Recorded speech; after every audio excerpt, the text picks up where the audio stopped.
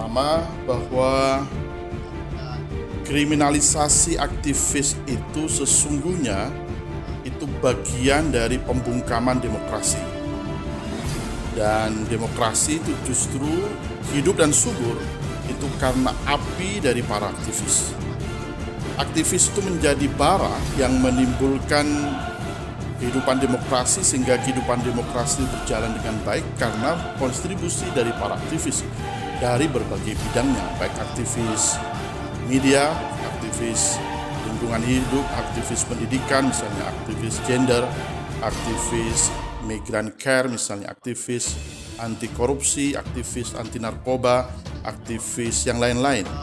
Intinya mereka ini adalah menjadi pelita di tengah-tengah kegelapan masa, di tengah-tengah masa diam, justru dia bersuara soal kebenaran dan masa depan. Oleh karena dia adalah pelita, maka tentu memiliki risiko tersendiri bagi mereka yang menjalani sebagai seorang aktivis. Dan bukti sudah memberikan contoh yang banyak, deretan kasus yang harus dialami oleh aktivis, baik yang sekedar menerima caci maki, persekusi misalnya, bahkan sampai dengan juga penangkapan, pempenjaraan, penghilangan, sampai dengan pembunuhan. Kasus yang terjadi terhadap aktivis media, kasus Udin tahun 1996 misalnya, kasus Marsina tahun 1993 dalam kasus aktivis buruh misalnya, Uda Tuli dalam kasus politik pada tahun 1996 misalnya, maupun juga kasus ketika terjadi kerusuhan sosial pada gerakan reformasi pada Mei tahun 1998. Semua itu bagian dari sekian contoh betapa menjadi aktivis itu ada risiko tersendiri, dan risiko itu harus disadari karena itu tidak bisa dihindarkan oleh kita semua.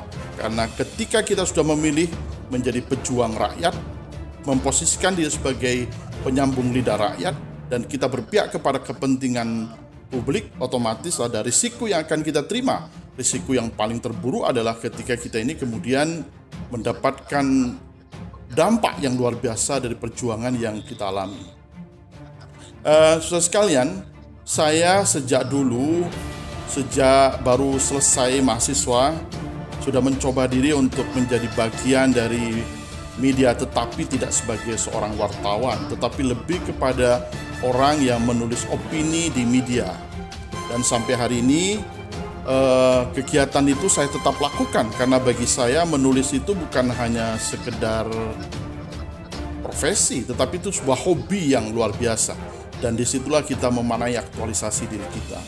Karena kalau kita jujur misalnya, saat kita menjadi pejabat, menjadi anggota DPR, kita ini dijamin oleh undang-undang ada kebebasan berbicara dan hak imunitas, di mana kita ini tidak bisa dituntut karena pembicaraan kita. Jadi apapun yang kita bicarakan atas dasar fungsi dari anggota DPR, maka kita ini tidak bisa dituntut oleh siapapun.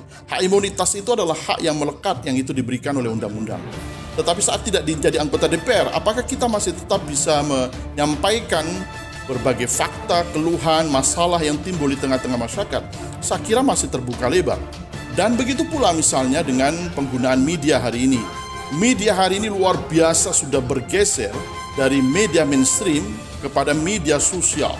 Media sosial itu menjadi primadona hari ini, di mana media mainstream pun juga menggunakan media sosial untuk kepentingan menyebarkan gambar, berita, informasi, video, dan segala macamnya. Contoh konkret misalnya berbagai media massa seperti Mas Holik ini punya akun Facebook dari Radar Jember, dan kita bisa lihat berapa yang nge-like, berapa yang komentar, berapa yang nge-share terhadap medianya Mas Holik. Karena tidak cukup sekarang hanya menyebarkan berdasarkan kepada market pasar dari media itu sendiri, tetapi juga menggunakan media sosial. Mengapa demikian? Karena posisi media sosial hal ini menjadi primadona oleh sebab karena jumlah pengguna media sosial aktif di Indonesia dari hari ke hari, dari bulan ke bulan, dari tahun ke tahun terus-menerus meningkat. Posisi hari ini sudah tembus di angka 170 juta atau setara dengan 61,8% dari 274 juta penduduk Indonesia. Jumlah yang luar biasa. Sementara media mainstream, baik itu cetak, elektronik, itu trennya menurun. Dan itu menjadi alarm sebetulnya bagi pers kita. Padahal kita ini masih membutuhkan pers, karena pers itu menjadi bagian dari food stage of demokrasi, jadi kekuatan keempat dari demokrasi. Karena dia adalah memiliki fungsi food stage of demokrasi, kekuatan keempat demokrasi, maka ini mesti harus dijaga. Pers yang bebas dan bertanggung jawab, pers yang sehat. Sehat bukan hanya beritanya, tetapi sehat juga di dalamnya, dalam manajemen finansial dan keuangan yang dimiliki oleh pers itu sendiri. Karena itu menjamin sehingga kemudian informasi yang disampaikan kepada masyarakat bisa berkualitas dengan baik. Nah, teman-teman sekalian yang saya hormati, oleh karena aktivis itu memiliki risiko yang sangat luar biasa, sejak awal kita harus punya niat bahwa menjadi aktivis itu bukanlah sebuah kegiatan yang tanpa risiko. Esensi dari aktivis itu adalah orang yang dengan hati nuraninya bergerak dengan sendiri atau dengan orang lain di dalam rangka mewujudkan kebajikan umum atau maslahah ammah.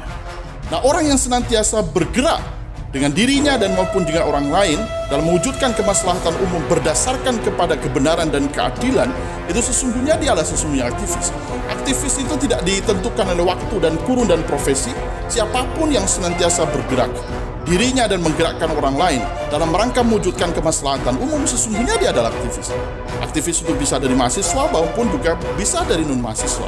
Tetapi rata-rata memang aktivis sosial, aktivis politik, di mana mahasiswa itu menjadi sumber insan dari kegiatan aktivis di Indonesia, maka otomatis dia yang banyak memberikan sumbangsih bagi pembangunan aktivisme di negeri kita di Indonesia hari ini.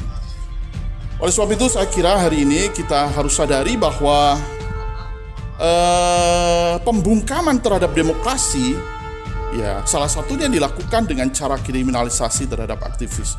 Dan hari ini di era pemerintahan Jokowi banyak beberapa aktivis yang kemudian terseret yang bersangkutan, dan terseret bisa karena memang yang bersangkutan melakukan delik pidana, atau bisa juga itu bagian dari rekayasa dari kekuatan korporasi dan kekuatan oligarki kekuasaan. Dan itu wajar dalam proses pertarungan politik. Sehingga kemudian seperti Munarman akhirnya semula di aktivis HAM, dia adalah aktivis YLBH, dia pernah jadi direktur di situ dan kemudian jadi sekretaris FPI, dan hari ini terseret dalam kasus tindak pidana terorisme oleh karena ada fakta-fakta dan bukti-bukti yang menunjang arah ke sana. Begitu pula apa yang dialami oleh Jumhur Hidayat misalnya, seorang aktivis buruh yang karena gerakan ketika demonstrasi undang-undang Omnibus Law misalnya, yang bersangkutan kemudian terseret oleh kasus makar dalam istilahnya, atau kasus yang bersangkutan dianggap memprovokasi, menyebarkan kebencian, menyebarkan hoax dan segala macam, sehingga kemudian yang bersangkutan berurusan dengan hukum. Itu bagian yang tak terpisah dari proses menjadi seorang aktivis. Oleh karena itu saya secara pribadi kebetulan ketika 1998 menjadi komponen gerakan aktivis mahasiswa 1998, dan saya juga pernah mengalami hal yang sama ketika misalnya menerima tindakan-tindakan yang tidak baik ketika aktivis itu menjadi objek dari tindakan kekerasan.